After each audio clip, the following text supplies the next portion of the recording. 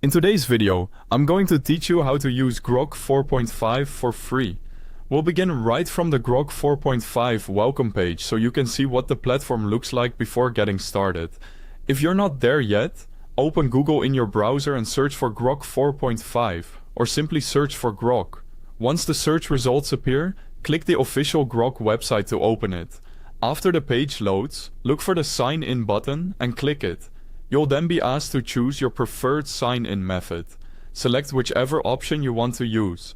If you choose to sign in with Google, you'll be taken to the account selection screen. From there, choose your Google account and continue. At this point, give the sign-in process a moment to complete. You may see a loading screen or an account page while the system redirects you. Just wait a little while here, because this part can take a few seconds depending on your connection. Once the redirect finishes, you'll land inside Grok and you're ready to start using Grok 4.5 for free. Now click into the prompt box and enter your prompt. Before sending it, make sure you select the fast option or the quick response mode for Grok 4.5, since that is the setting shown here for free access. After that, click the send button.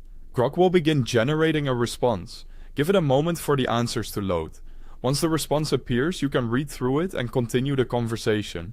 If you want to ask a follow-up question, click back into the prompt box, type in your next question, and wait for the next answer to load. You may also notice a highlighted suggestion or related item on the screen. Click that highlight to explore it. In this example, selecting the suggested topic loads another answer, which is a helpful way to keep learning without starting from scratch.